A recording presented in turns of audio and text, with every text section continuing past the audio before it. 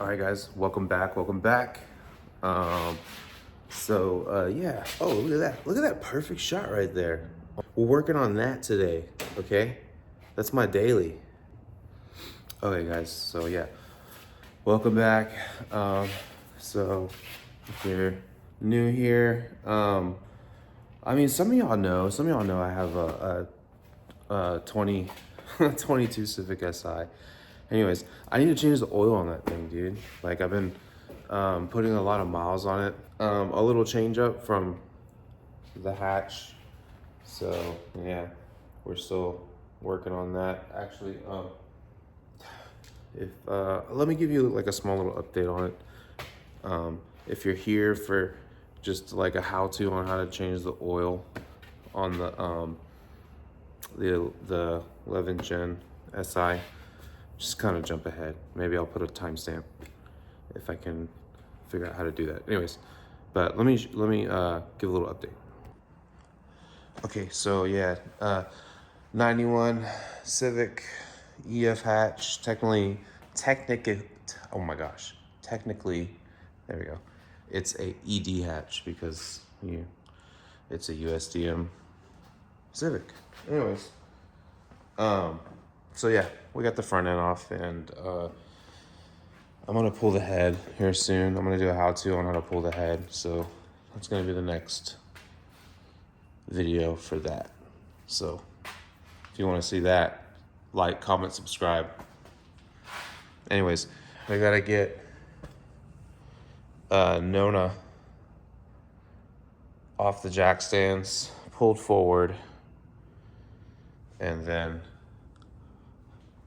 the front end of the SI pulled in, and I gotta clean all this out. So let me do some yeah, let me get to that. Yeah.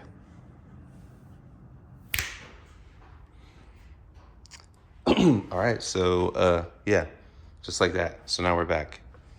We got the car on the lift. Dude, this is not a lift. Okay, so this is kind of sketchy. So to lift these 11th and 10th gen Civics, the jack point is so weird. Like, there's not like a front jack point. At least I didn't see one. I tried looking, I tried looking it up too.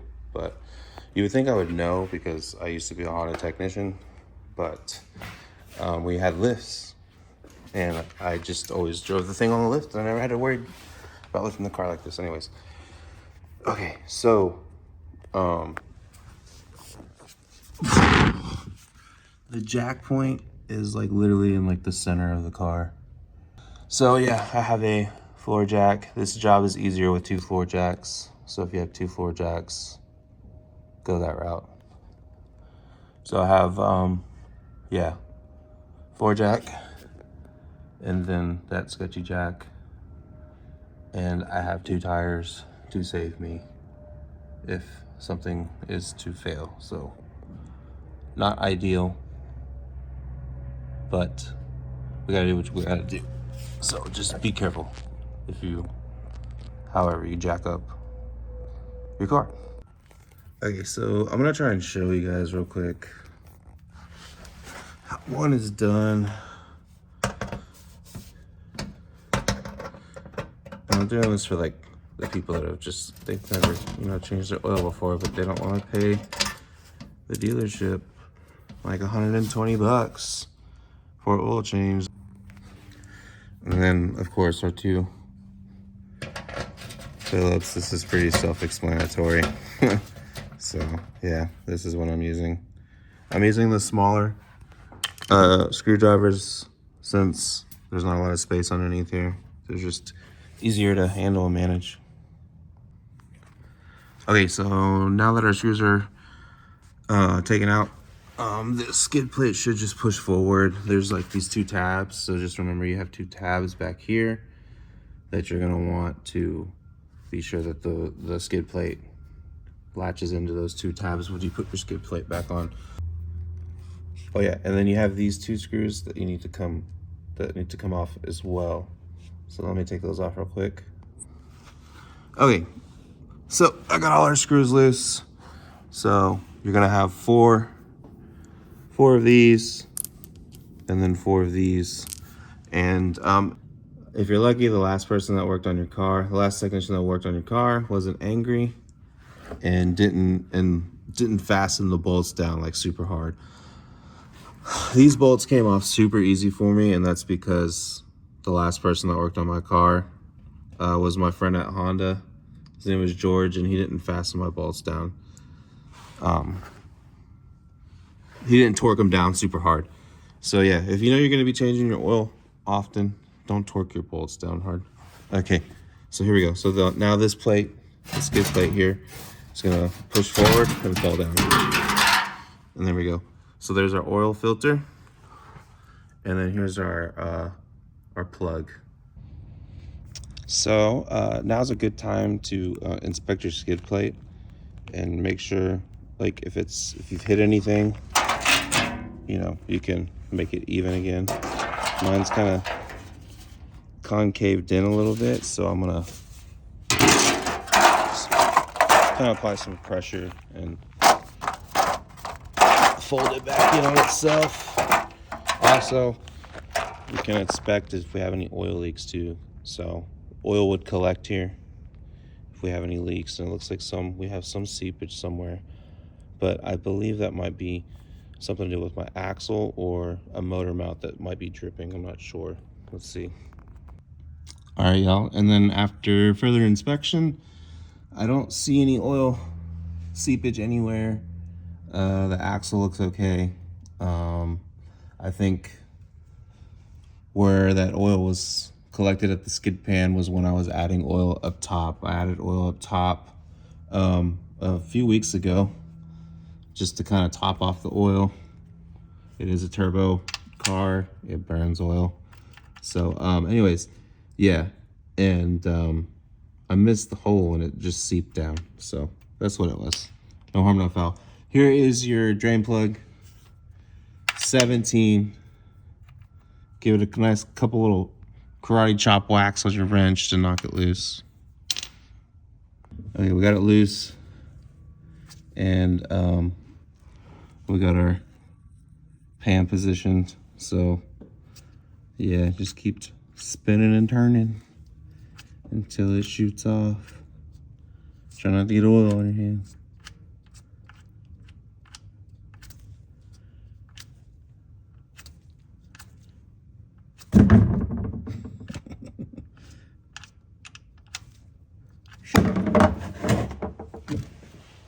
Oh, I got oil on my face, bro. I totally got oil on my face. All right, so we'll just let this drain. Where's our drain plug? So grab your drain plug too. Let me get that.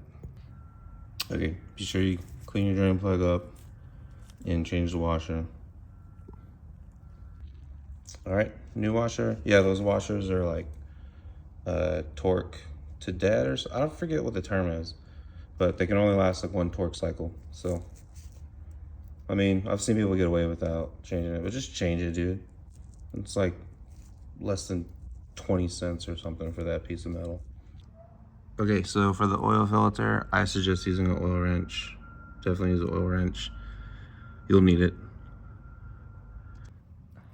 Okay, so now let's put our drain plug back on. And there is a torque spec for this drain plug. And I've forgot what the torque spec is, but it wouldn't matter because I don't even have a torque wrench with me right now. Just make it snug is what I suggest. Don't hammer on it too hard. I remember at Honda, I really think it's like 16 pounds of torque. It's not supposed to be like, it's just supposed to be snug, but like not gnar. All right, clean up the mess a little bit here. We'll throw some brake cleaner on that too. All right, we got the oil filter loose. Just use a wrench, lefty loosey, grip on it. Let's see, where's my wrench? Let me show you how to grip it. Just get a grip on it, however is comfortable for you. Like that, or however, whatever's comfortable. And just give it a nice little turn. It shouldn't be on super tight. Like if you're having to use a lot of force to take that oil filter off, something is wrong. Whoever changed your oil last just tightened everything super tight. So let's just let this oil drain out. Oil filters, pulling oil filters is always so messy. All right, next up, you're gonna wanna get yourself some brake cleaner. And you wanna clean the surface up right here. Like you see that metal ring mating surface right there? Like that wants to be clean. Just clean up all of this, might as well. But since you're underneath the car, just know this brake cleaner is gonna backsplash, so protect your eyes. Just close your eyes.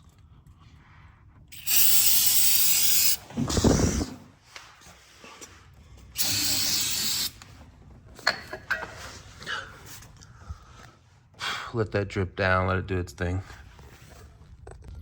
All right, so while we're waiting for that brake cleaner to do its thing, seep in, we'll go down there and wipe it in a second. Let's get our oil filter prep. We're gonna pre-fill this. So I only use OEM Honda filters. Just pay the extra money for one. It's like Honda uses the same filter for like every motor almost. I'm pretty sure every motor has the same filter. So anyways, so let's pre-fill this. I'm gonna open this up. Do not poke a hole, because when you poke hole, you poke plastic in there. So don't poke. Tear it from the top. Don't be lazy. Just tear it from the top. All right, so I'm just using some spare 020 that I had laying around. I don't understand why people pre-fill their oil filter with old oil. Like when I worked at the dealership, I would see so many dudes just like pre-fill their oil container, like pre-fill their oil filter with all the old oil from the filter. It's like the filter just like filtered out all that oil, and like you're putting like all the filtered oil. Like doesn't make sense, right? Why not just use new? All right, so just give this a nice wipe down. And this is the surface that I'm talking about right here.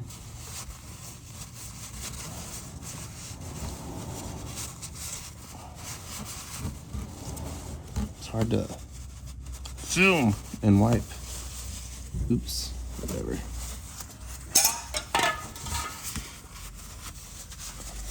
Okay, so now let's grab our filter. Okay, we got our filter, pre-filled filter. And just catch the threads. This should go on easy. It should catch the threads and go on very, very easy. And then you'll want this to be hand tight.